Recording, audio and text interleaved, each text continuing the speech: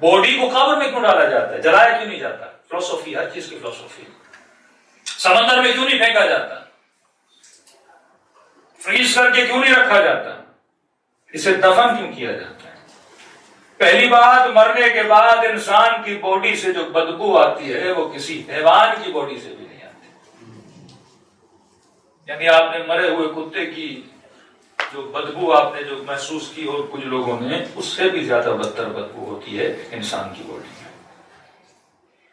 یہ میں صرف باتیں نہیں کر رہا، ہمارے وہ لوگ جو NGOs میں کام کرتے ہیں، جو باڈیز کو اٹھاتے ہیں، وہ بتا رہے ہیں کہ مولانا کچھ باڈیز رہ گئی تھیں کسی جگہ پہ، جب ہم لینے گئے اتنی بدبو تھی کہ 1 مہینے تک وہ بدبو ہمارے دماغ سے نکل نہیں رہی تھی۔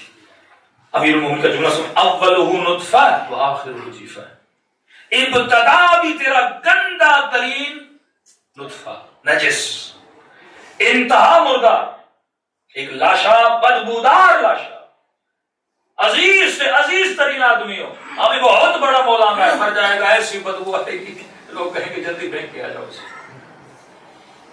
عزیز ترین رشتہ آپ کا، بیوی سے بڑا پیار ہے، بیٹے سے بڑا پیار ہے، باپ سے بڑا پیار ہے، ہاں بھائی جیسے مرے گا نا، کوئی مرشد بھی آپ کا ہوگا نا، بدن سے کیا آئے گی؟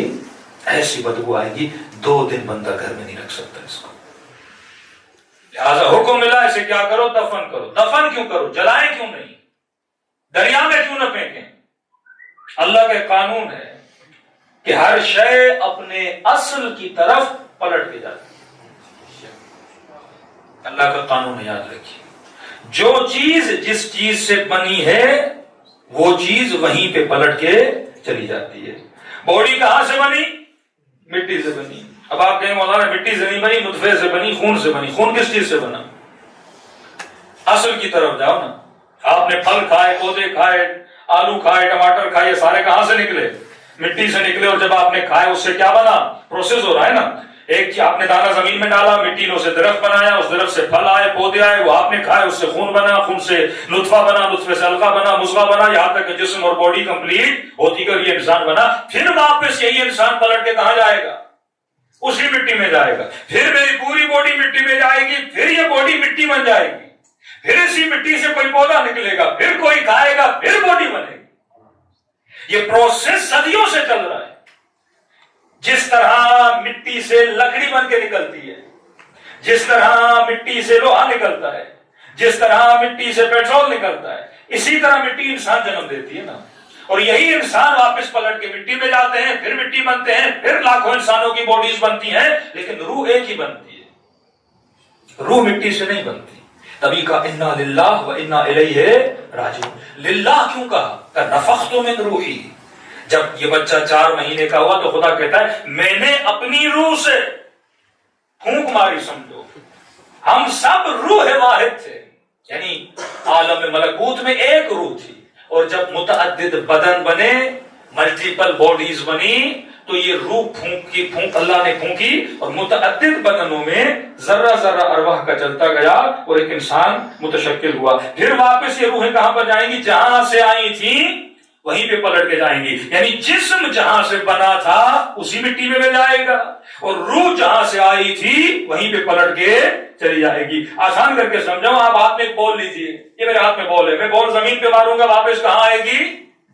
زمین سے اٹھ کے جہاں سے پھینکی گئی تھی وہیں پر آئے گی۔ بالکل اسی طرح اللہ نے روح کو اوپر سے نیچے کی طرف نازل کیا، اور جیسے ہم مریں گے پھر روح نیچے سے اوپر کی طرف چلی جائے گی۔ مٹی میں اس لیے دفن کیا جاتا ہے کیونکہ یہ چیز مٹی سے بنی ہے، جہاں کی امانت ہے وہیں پہ امانت کو واپس کیا جاتا ہے۔ ہم آگ سے نہیں بنے کہ ہمیں جلایا جائے، ہم پانی سے نہیں بنے کہ ہمیں سمندر میں پھینکا جائے، ہم مٹی سے بنے ہیں، ہمیں مٹی میں مل جانا ہے۔ باڈی کو ویسٹ تھوڑی کرنا ہے، دوبارہ مٹی بنا ہوا ایک ٹھیلا بنے گا، پھر سے کوئی درخت بنے گا تاکہ یہ باڈی ویسٹ بھی نہ ہو، اپنی امانت وہیں پہ واپس چلی جائے، اور روح جہاں سے آئی تھی وہیں چلی جاتی ہے۔ اب جو بدن مٹی سے نکلا اس کے اندر مٹی والی عادتیں ہوتی ہیں۔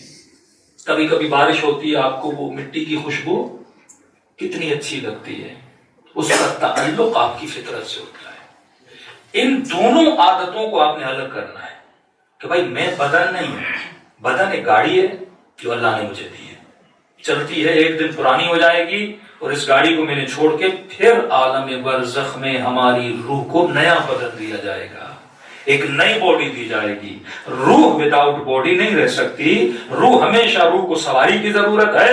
عالم برزخ میں نیا بدن دیا جائے گا جسے بدن برزخی بولا جاتا ہے۔ وہ ایکسٹرا آرڈنری اس کے اندر کوالٹیز ہوں گی، ایکسٹرا آرڈنری لذتیں پانے کی صلاحیت اس کے اندر ہوگی۔ یہ بدن ہم نے یہیں پہ چھوڑنا ہے، پھر اللہ وہاں پہ نیا بدن دے گا، پھر اسی بدن میں جائیں گے۔ تو جو منکر و نکیر کے سوال و جواب ہیں، جو عذاب ہیں، جو فشار قبر ہیں، وہ اس زمین والی قبر میں نہیں ہوں گے۔ قبر سے مراد ہے عالم برزخ، وہاں پہ بندے سے، اب بندے کو جلا دو یا جہاز میں اڑا دو یا بم سے ختم کر دو، برزخ تو اس کی آنی ہی آنی ہے۔ جیسے بدن سے روح نکلے گی ودن سیکنڈز اور ودن منٹس یہ عالم برزخ میں منتقل ہو جائے گا، ٹرانسفر کر دیا جائے گا، اور وہاں پہ سے سوال کیے جائیں گے کہ بتا تیرا رب کون ہے، تیرا امام کون ہے، اور اس کی گردن میں کفن ڈالا جائے گا۔ کیوں گنہگار کی گردن میں جو اس کا نام اعمال ہاتھ سے لکھ کے ڈالا جائے گا، تو نے کتنے گناہ کیے، تو نے کتنے ثواب کیے، اتنا اس کا وزن بھاری ہوگا کہ گنہگار کی گویا گردن ٹوٹنے کے نام پر آئے گی۔ تو میں نے کہا ہندو تو بچ گئے، ہندوؤں کا کفن نہیں ہوتا، بس یہی تو پورے فل سوٹ میں جائیں گے، پینٹ شرٹ پہن کے، ٹائی لگا کے، ان کا کفن کون سا ہوگا؟ تو یہ ٹائی فل سوٹ جو دنیا کی چیزیں ہیں وہ دنیا میں رہ جائیں گی، اور ساری چیزیں کہاں پر جائیں گی؟ عالم برزخ میں۔ ہو سکتا ہے آپ کے ذہن میں سوال جنم لے مولانا، پھر کفن پہ زیارت عاشورہ کیوں لکھتے ہیں؟ پھر وہاں پہ خاک شفا کیوں رکھتے ہیں؟ اس کا صرف ایک ظاہری اثر ہے، جس طرح آپ یہاں پہ عمل کرتے ہو، نماز یہاں پڑھتے ہو، چیزیں وہاں بنتی ہیں، اس کا اثر ہوتا ہے آپ کی روح پر، کیونکہ خاک شفا باعث شفا ہے۔ جس طرح آپ کا بدن بیمار ہوتا ہے، روح کو بھی تکلیف ہوتی ہے، اسی طرح بدن کے ساتھ رکھتے ہو ایک دعا کی نسبت ہے، وہ دعا کی نسبت آپ کے روح کو اوپر کیا کرتی ہے؟ اثرات کرتی ہے۔ مطلب ملک الموت جب اس کے روح کو ریسیو کرنے آئیں گے تو نگاہ بدن پہ بھی تو ڈالیں گے نا، وہاں سے اس کے بدن کو دیکھیں گے، وہاں پہ مثلا خاک شفا پڑی ہے، وہاں پہ بدن کو دیکھیں گے، بدن غسل کے ساتھ پڑا ہوا ہے، وہاں پہ بدن کو دیکھیں گے، جامع کبیرہ لکھی ہوئی ہے، وہاں پہ بدن کو دیکھیں گے، زیارت عاشورہ لکھی ہوئی ہے۔ اور اگر بندہ ولی خدا ہے، دیکھیے یہ بھی کمال ہے کہ خدا اس کے بدن کو نشانی بنا دیتا ہے۔ کیا بناتا ہے؟ نشانی۔ جیسے شاعر اللہ بولتے ہیں نا،